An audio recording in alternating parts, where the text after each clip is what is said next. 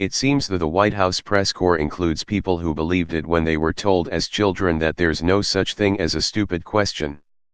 I assure you there most certainly is, and many of them are coming today from some of the men and women who cover the White House. Consider, for example, what CNN's Jim Acosta shouted this week in Singapore at Kim Jong Un, North Korea's pot-bellied boy dictator. Will you give up your nuclear weapons, sir?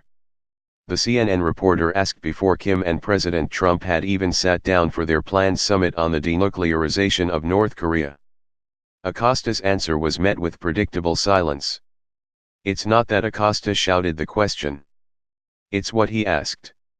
Questioning whether Kim planned to give up his nukes before the North Korean boy king had even discussed the matter with the U.S. President is a lot like a sports journalist asking an athlete before a big championship game, do you think you're going to win? That's the sort of lame-brained, gee golly question that makes athletes and coaches want to rip their hair out in frustration. Then, there's people like Playboy correspondent Brian Karam, whose questions tend to be heavy on the theater, light on the substance. In reference to the Trump administration's odious practice of separating illegal immigrant families, Karam went on a self-indulgent tirade at a White House presser this week. Don't you have any empathy? Come on, Sarah. You're a parent. Don't you have any empathy for what these people are going through? He shouted. They have less than you do. Sarah, come on, seriously. He continued shouting, these people have nothing, they come to the border with nothing, and they border patrol agents throw children in cages. You're a parent. You're a parent of young children. Don't you have any empathy for what they go through?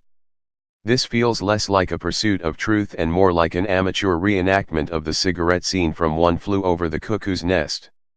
Lastly, there are people like American Urban Radio Network's April Ryan, who once asked the White House press secretary whether Trump was considering resigning. What was Ryan really expecting with this question? A yes answer? Don't be daft. Don't mistake this as an attack on the press.